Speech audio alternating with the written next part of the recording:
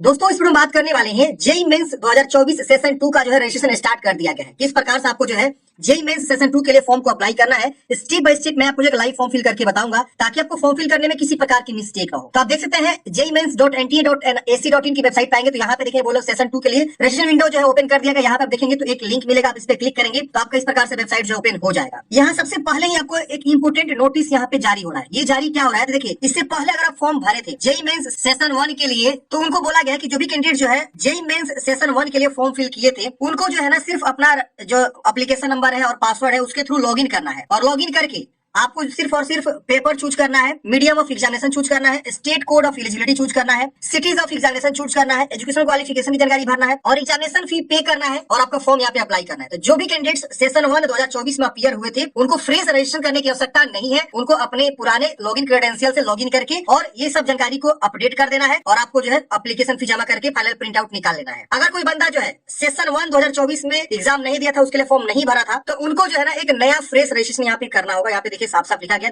those candidates who have not applied earlier need to apply a fresh, मतलब उनको एक नया फ्रेश एप्लीकेशन जो यहाँ पे करना पड़ेगा। तो ये आप समझ गए गाइडलाइंस। तो चलिए यहाँ पे आपको एक नया मैं रजिस्टर करके दिखाता हूँ। अगर आप पुराने कैंडिडेट्स हैं, सेशन 1 के लिए ऑलरेडी अप्लाई किया था, तो यहाँ पे आप अपना जो है application number, password, captcha code भर के लॉगिन कर सकते हैं या एबीसी आईडी के थ्रू भी आप लॉगिन कर सकते हैं, डिजी लॉकर आईडी के थ्रू भी आप यहाँ पे लॉगिन कर सकते हैं। तो जो भी आपके पास ऑप्शन है उसके थ्रू आप यहाँ पे लॉगिन कर सकते हैं। चलिए हम यहाँ पे एक पहले फ्रेश कैंडिडेट्स का रजिस्ट्रेशन करके दिखाते हैं, फिर मैं आपको लॉगिन करके बताऊंगा। हम इस पे क्लिक करेंगे। अब यहाँ पे देखेंगे तो इस प्रकार से जो है इंस्ट्रक्शन खुलेगा। आप इंस्ट्रक्शन को पढ़ना चाहते हैं तो पढ़ लीजिएगा। यहाँ पे एप्लीकेशन फी के बारे में जानकारी दिया हुआ है। नीचे आएंगे तो यहाँ पे आपको डिक्लेयर करना है और क्लिक है टू प्रोसीड पे क्लिक करना है। यहाँ पे आप देखेंगे तो इस तरह से आपके पास जो है ऑप्शंस आते हैं। मतलब क्या कि I have a DigiLocker account, I wish to log in and identified through DigiLocker. मतलब अगर आपके पास डिजी लॉकर का अकाउंट है तो आप यहाँ पे इसको टिक करके और डिजी लॉकर के थ्रू जो है अपना सारा प्रोसेस को कंप्लीट कर सकते हैं। दूसरा ऑप्शन है I don't have a DigiLocker account, I wish to create my DigiLocker. अगर पास डिजी लॉकर अकाउंट नहीं है तो आप यहाँ पे जो है चाहते हैं कि डिजी लॉकर अकाउंट क्रिएट करके और उसके बाद से उसके थ्रू जो है आप यहाँ पे फॉर्म को अप्लाई करें। इसके वजह से ऑप्शन आता है I have academic bank of credit ID, यानी एबीसी आपके पास आईडी है। एक पोर्टल होता है एबीसी जो भारत सरकार द्वारा जारी किया गया है, वहां पे आपके पास आईडी है तो आप उसके थ्रू भी यहाँ पे अपना अकाउंट क्रिएट कर सकते हैं। इसके अलावा ऑप्शन है I am an Indian passport and wish to create my log in using passport. अगर पासपोर्ट के थ्रू भी आप यहाँ पे देना चाहते हैं, आईडी बनाना चाहते हैं तो आप बना सकते हैं। I have Aadhaar enrolment number, I wish to create my log in using Aadhaar. आप आधार के थ्रू भी आईडी बना सकते हैं। तो देखिए यहाँ पे मल्टीपल ऑप्शन है, आप जिस भी थ्रू जाना चाहते हैं उसके थ्रू आप यहाँ पे आईडी क्रिएट कर सकते हैं। डिजी लॉकर भी बहुत आसान है, उसके थ्रू भी आप यहाँ पे आईडी बना सकते हैं। आधार कार्ड के थ्रू भी आप यहाँ पे अपना जो है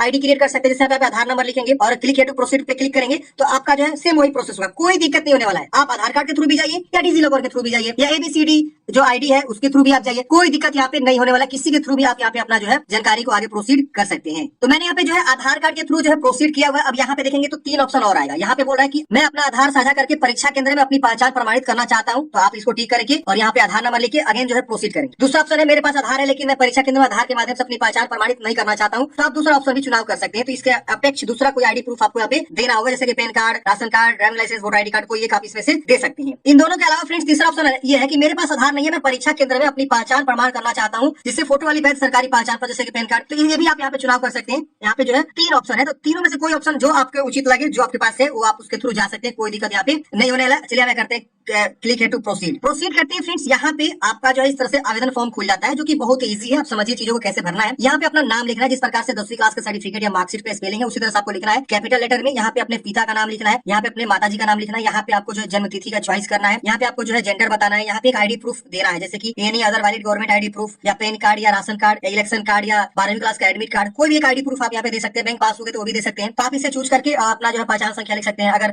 बैंक पासबुक है तो बैंक पासबुक भी उसका संख्या यहाँ लिख सकते हैं। बैंक अकाउंट नंबर यहाँ लिखना होगा अगर बैंक पासबुक चूज करेंगे तो। क्लास 10th का अगर आप जो है चूज करते हैं 12th का एडमिट कार्ड तो उसका रोल नंबर यहाँ लिख दीजिएगा। या एनी अगर कोई गवर्नमेंट आईडी प्रूफ चूज करते हैं तो आधार कार्ड, पैन कार्ड, कोई भी एक आईडी प्रूफ का संख्या यहाँ आपको लिख देना आइडेंटिफिकेशन नंबर में। यहाँ पे आपको अपना प्रॉपर एड्रेस लिखना है। यहाँ पे प्रीमिसेस नंबर या नेम पूछ रहा है तो इससे गांव में ये सब नहीं होता है, तो इसके लिए आपको क्या करना होता है, यहाँ पे विलेज लिख दीजिएगा। विलेज आपका मान लीजिए रामपुर है तो रामपुर यहाँ लिख दीजिए। यहाँ पोस्ट लिख दीजिए जो भी आपका मान लीजिए रामपुर है पोस्ट। थाना भी आपका मान लीजिए जो भी है रामपुर। तो ऐसे आप अपना जो एड्रेस को लिखेंगे। यहाँ जो है कंट्री चूज करेंगे। यहाँ पिन कोड अपना लिखना है जो भी आपका एरिया का पिन कोड होता है। आपके आधार कार्ड के बैक साइड पे जो है 6 डिजिट का एक पिन कोड होता है, जिप कोड जिसको बोलते हैं, उसे आप यहाँ लिख सकते हैं। कुछ ऐसे कैंडिडेट्स होते हैं जो शहर से बिलोंग करते हैं तो उनका जो शहर वाला एड्रेस होता है, फ्लैट, मकान, गली संख्या, मकान संख्या, लैंडमार्क, वो सब अच्छे से प्रॉपर यहाँ यूज करते हुए जो है वो लिखेंगे। अब यहाँ पे कंट्री कोड आपको चॉइस करना है तो यहाँ मोबाइल नंबर लिखिए कंट्री कोड चूज करने के बाद से इसके बाद यहाँ पे अपना जो मोबाइल नंबर की दोबारा पुष्टि करना है, मतलब दोबारा मोबाइल नंबर कंफर्म कर देना है। ईमेल एड्रेस लिखना है, दोबारा ईमेल एड्रेस को कंफर्म कर देना है। अल्टरनेटिव मोबाइल नंबर देना है तो दीजिए, वरना से आप छोड़ दीजिएगा। यहाँ जो है परमानेंट एड्रेस पूछ रहा है, अगर सेम है ये प्रेजेंट वाला एड्रेस सेम कॉपी हो जाएगा, इस पे टिक करेंगे तो अलग है तो अलग अलग लिख सकते हैं। यहाँ एक आपको पासवर्ड बनानी है जो 8 से 13 कैरेक्टर के बीच होना चाहिए। Upper case, lower case, special character वगैरह भी यूज करते हुए आपको पासवर्ड यहाँ पे बनाना है। दोबारा पासवर्ड को यहाँ पे कंफर्म करना है। एक सिक्योरिटी कोड आपको चॉइस करना है, इसमें से कोई भी सिक्योरिटी कोड आप चॉइस कर सकते हैं और उसका आंसर कुछ भी आप दे सकते हैं, उससे कोई मतलब नहीं होने वाला है। अब यहाँ पे इस कैप्चा कोड को यहाँ भरना है और सबमिट करना है। सबमिट करते हैं फ्रेंड्स, यहाँ पे आपकी सारी जानकारी शो होगी। आपको एक बार सभी जानकारी को वेरीफाई करना है कि जो भी अपने यहाँ पे जानकारी है सब चीज सही है। अगर कुछ भी गलती है तो यहाँ एडिट रजिस्ट्रेशन फॉर्म का ऑप्शन मिलेगा, आप एडिट करिएगा। नहीं गलती है तो इन सबको आपको टिक करना है। देखिए इस प्रकार से टिक करेंगे, ग्रीन होता चला जाएगा, देख रहे हैं ना, ऐसे हम टिक कर देते हैं। उसके बाद यहाँ पे एग्री करना है और सबमिट एंड सेंड ओटीपी पे क्लिक करना है। सबमिट करते हैं फ्रेंड्स, आपके मोबाइल पे या ईमेल पे ओटीपी चला जाता है। तो यहाँ लिख रहा है ईमेल ओटीपी, यानी आपके ईमेल पे ओटीपी चला जाता है। आप अपने ईमेल को चेक करेंगे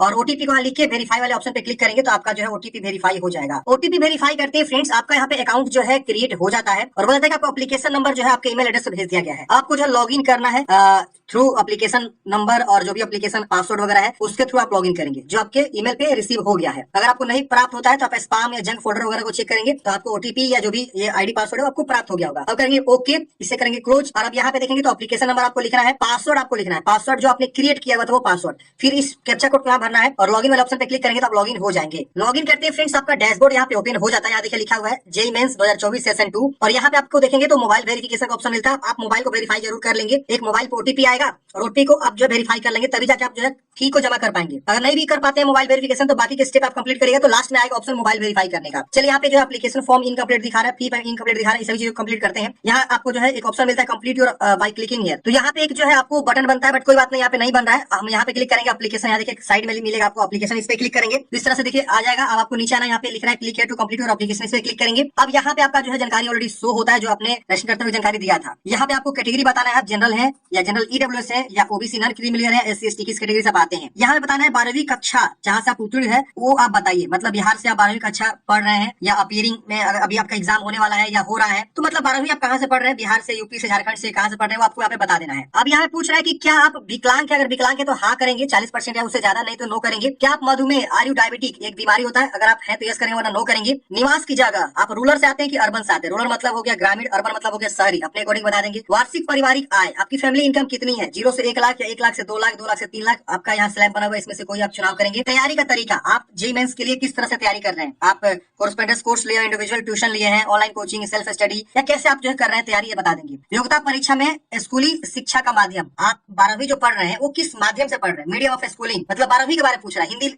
मीडियम है आपका, अंग्रेजी मीडियम है, ये जो भी ऑप्शन है आप यहाँ पे देख पाएंगे। यहाँ पे आपको बता देना है कि हिंदी या अंग्रेजी किस माध्यम से आप जो है अपनी 12वीं कक्षा उत्तीर्ण कर रहे हैं। फिर इस कैप्चा कोड को भरना है, फिर यहाँ एग्री करना है और सेव एंड नेक्स्ट पे क्लिक करना है। सेव एंड नेक्स्ट करते हैं फ्रेंड्स, आपका डाटा यहाँ सेव हो जाएगा, ओके करेंगे। अब यहाँ पे आपको जो प्रश्न का माध्यम, आप जो है किस लैंग्वेज में एग्जाम देना चाहते हैं, हिंदी लैंग्वेज, इंग्लिश लैंग्वेज या उर्दू लैंग्वेज, तो अपना जो है मीडियम ऑफ क्वेश्चन आप यहाँ पे चूज करेंगे। यहाँ पे आवेदन किसके लिए करना चाहते हैं, बी प्लानिंग, बी आर्किटेक्ट या बी बीटेक के लिए आप आवेदन देना चाहते हैं, उसके अकॉर्डिंग आप यहाँ पे चूज करेंगे। आप मल्टीपल के लिए चॉइस कर सकते हैं, किसी एक के लिए अप्लाई कर सकते हैं। यहाँ सेशन 2 आपको चूज कर लेना है सत्र। आपका जो है पिता क्या करते हैं, जैसे एग्रीकल्चर है या आर्किटेक्चर है, बिजनेसमैन है, defence services, army navy air force में है या गवर्नमेंट सर्वेंट, इंजीनियरिंग है, जो भी है आप अपने अकॉर्डिंग अपने पिताजी के बारे में बताएंगे। और आपके पिताजी कहाँ तक पढ़े हुए हैं, इलिटरेट मतलब नहीं पढ़े हैं, मैट्रिक तक पढ़े, ग्रेजुएशन तक पढ़े हैं, पीजी नॉट एप्लीकेबल, आप अपने अकॉर्डिंग बता सकते हैं। माता जी आपकी क्या करती है, यहाँ पे देखिए बहुत सारे ऑप्शन दिया हुआ है, सेल्फ एम्प्लॉयड या अदर, नॉट एप्लीकेबल, यहाँ पे बहुत सारे ऑप्शन है, आप यहाँ पे चूज कर सकते हैं। और आपकी माता जी कहाँ तक पढ़ी हुई है ये आपको बता देना है। यहाँ पे परीक्षा राज्य का पहला विकल्प, पहला आप एग्जाम सेंटर कहाँ रखना चाहते हैं, यहाँ राज्य चूज करेंगे, उसके अकॉर्डिंग यहाँ शहर आएगा। तो इस तरह से आपको जो है ना देखेंगे तो 4 आपको चॉइस करनी है एग्जाम सेंटर की। तो आप यहाँ पे बारी बारी से चॉइस करेंगे।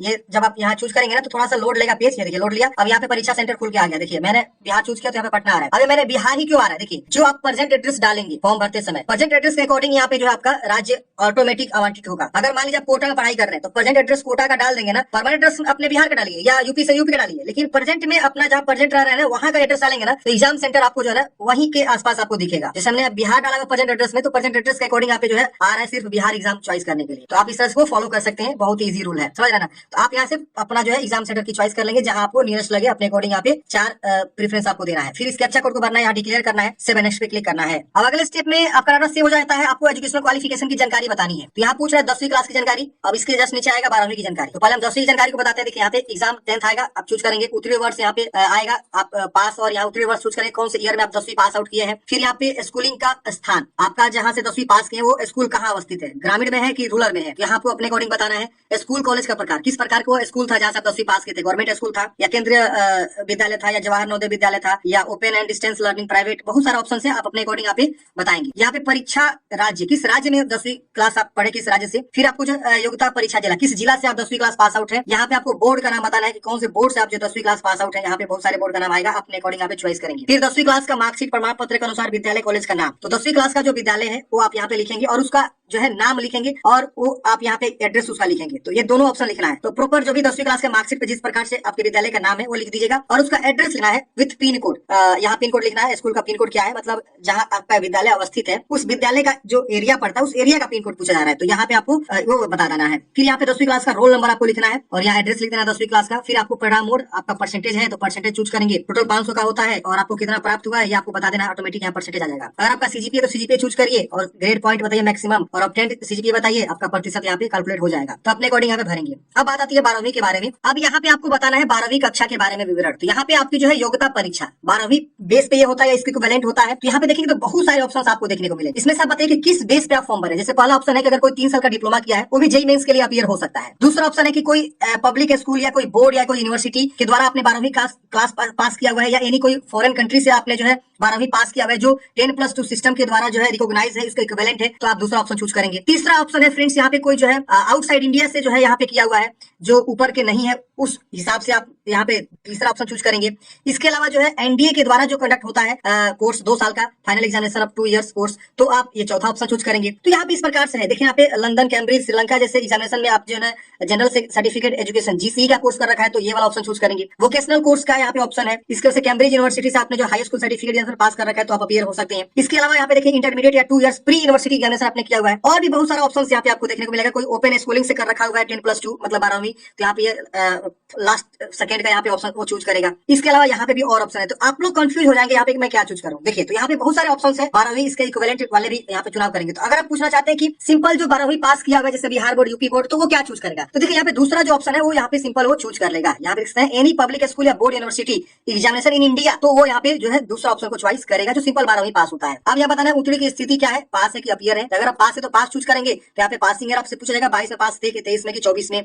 स्कूलिंग का संस्था क्या था ये आपको बताना होगा और कॉलेज किस प्रकार का था, गवर्नमेंट था कि प्राइवेट था, किस राज्य से आपने पास किया हुआ है ये आपको यहाँ पे बताना होगा और यहाँ पे आपको जो है डिस्ट्रिक्ट बताना होगा किस डिस्ट्रिक्ट से पास है और स्कूल बोर्ड का नाम आएगा और परसेंटेज आपको बताना होगा, रोल नंबर बताना होगा, ये सब आपको बताना होगा, स्कूल का एड्रेस वगैरह, पिन कोड वगैरह ये सब आपको यहाँ पे बताना होगा और परिणाम यहाँ पे आपको परसेंटेज है सीजीपीए आपको यहाँ पे बताना होगा। तो जो कैंडिडेट्स पास है उनके लिए ऑप्शन है। जो लोग अभी एग्जाम दे रहे हैं या उनका अभी रिजल्ट आना बाकी है तो अपीयरिंग यहाँ चूज करेंगे और यहाँ पे पासिंग ईयर 2024 होगा और रूरल से आते हैं कि अर्बन से आते हैं आपका विद्यालय ये बताना होगा। फिर कौन सा स्कूल है जहाँ से आपने 12वीं पढ़ रखे हैं या पढ़ रहे हैं और यहाँ पे आपका राज्य बताना है, फिर जिला का नाम बताना है किस जिला से आप जो है 12वीं पढ़ रहे हैं। फिर बोर्ड आएगा, बोर्ड का नाम यहाँ पे आपको बता देना है कि किस बोर्ड से आप जो है 12वीं पढ़ रहे हैं और यहाँ पे जो है आपके कॉलेज का नाम यहाँ पे क्या है आपको यहाँ पे बता देना है, स्कूल का जो भी नाम होता है, फिर उसका एड्रेस क्या है वो बता देंगे और स्कूल का जो एरिया का पिन कोड होता है वो आपको यहाँ पे लिख देना है। अब यहाँ पे देखेंगे तो आपका रोल नंबर वगैरह सब हट जाएगा अगर कोई कैंडिडेट अपीयरिंग में यहाँ पे भरता है तो। फिर इस कैप्चा कोड को भरेंगे और यहाँ एग्री करेंगे और यहाँ सेव नेक्स्ट पे क्लिक करेंगे। अब यहाँ पूछ रहे हैं क्या जुड़वा है, अगर आप जुड़वा है और आप दोनों आवेदन कर रहे हैं जेईई मेंस के लिए तो आप यस कर सकते हैं और उसकी जानकारी यहाँ पे देंगे, नहीं है तो आप इसे नो कर देंगे। फिर कैप्चा कोड भर के एग्री करके सेव नेक्स्ट करेंगे। सेव नेक्स्ट करते हैं अगले स्टेप में आपको जो है इमरजेंसी कॉन्टैक्ट डिटेल्स भरना होगा, यानी आप अपने जो है इमरजेंसी के बारे में जानकारी देंगे। यहाँ पे अपना जो है कंट्री चूज करेंगे, कंट्री कोड, मोबाइल नंबर आपको लिखना है, ईमेल एड्रेस लिखना है, कैप्चा कोड को भर के यहाँ गेट ओटीपी क्लिक करेंगे तो आपके जो है उस नंबर पर ओटीपी जाएगा और ओटीपी को वेरीफाई करना है। यहाँ पे अपने पेरेंट्स या गार्जियन का मोबाइल नंबर आप यूज करेंगे और उनका ईमेल एड्रेस वगैरह भी आप यहाँ पे देंगे। अगर नहीं ईमेल एड्रेस है तो अपना ईमेल एड्रेस दूसरा यहाँ पे डाल सकते हैं, जो यहाँ पे फॉर्म में यूज किया है वो आपको नहीं लेगा यहाँ पे, तो अल्टरनेटिव दूसरा कोई आपको देना होगा और यहाँ पे ओटीपी वेरीफाई करके आगे बढ़ना होगा। अब अगले स्टेप में फ्रेंड्स आपको फोटोग्राफ और सिग्नेचर यहाँ पे अपलोड करनी है। तो फोटोग्राफ का साइज जो है 10 से 200 केबी के बीच आपका होना चाहिए जेपीजी फॉर्मेट में। सिग्नेचर बोला गया 4 से 30 केबी के बीच आपका होना चाहिए जेपीजी फॉर्मेट में। तो आप यहाँ फाइल को चूज करेंगे और आपका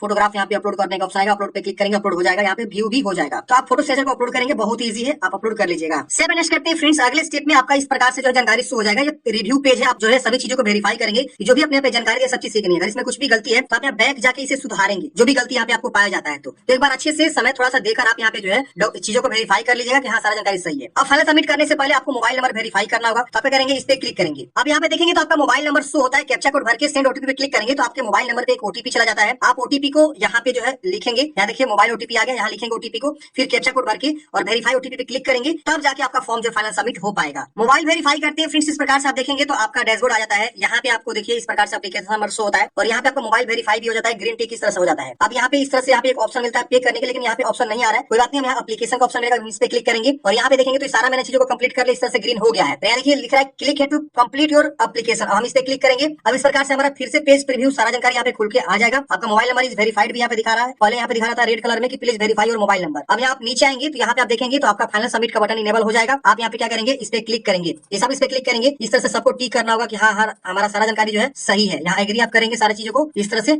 और यहाँ पे फाइनल सबमिट पे क्लिक कर देंगे, आपका फॉर्म जो है फाइनल सबमिट यहाँ पे हो जाएगा। एप्लीकेशन सबमिट सक्सेसफुली ओके करेंगे, आपको पे नाउ का ऑप्शन मिलेगा, इस पे क्लिक करेंगे। यहाँ पे आपका जो है एप्लीकेशन फीस शो होता है, यहाँ पे आपको पे नाउ का ऑप्शन मिलेगा, इस पे क्लिक करेंगे, आपको पेमेंट गेटवे पे लेकर आ जाएगा। यहाँ पे आपको जो है देखेंगे तो यहाँ पे आईसीआईसी, एचडीएफसी, सेबी, ई पे और कैनरा, इसमें से कोई भी ऑप्शन चूज करेंगे। भले आपका आईसीआईसी बैंक है तो नहीं है, कोई बात नहीं है, पेमेंट गेटवे है, आप कोई भी इसमें से पेमेंट गेटवे को चुनाव करेंगे। जैसे मान लीजिए हम यहाँ पे एसबीआई ई पे चूज करते हैं, पे नाउ का ऑप्शन मिलेगा, इस पे क्लिक करेंगे तो यहाँ पे देखेंगे तो नेट बैंकिंग का ऑप्शन है, अदर बैंक का नेट बैंकिंग का ऑप्शन है, कार्ड का ऑप्शन है। तो अगर आपके पास स्टेट बैंक का डेबिट कार्ड है तो इसको चूज करेंगे, अदर बैंक का डेबिट कार्ड है तो इसको चूज करेंगे, क्रेडिट कार्ड का भी ऑप्शन है, यूपीआई का भी ऑप्शन है। तो कोई भी ऑप्शन के थ्रू आप क्या करेंगे, चुनाव करके जो है पेमेंट को जमा करेंगे। जैसे हमने यहाँ पे कार्ड चूज किया, इस पे क्लिक करेंगे, कंफर्म कंफर्म। अब हमारा जो यहाँ पे पेमेंट का आएगा ऑप्शन, इस तरह से हम कार्ड डिटेल्स भरेंगे, पे क्लिक करेंगे, ओटीपी आएगा, ओटीपी वेरीफाई करेंगे, हमारा फॉर्म जो है फाइनल सबमिट हो जाएगा। पेमेंट जैसे कटेगा उसके बाद से हम जो है क्या करेंगे, फाइनल प्रिंट आउट निकाल के हार्ड कॉपी अपने पास जो सुरक्षित रख लेंगे। तो इस तरह से फ्रेंड्स हमने डिस्कस किया कि जेईई मेंस सेशन 2 के लिए कैसे फॉर्म को अप्लाई करना है।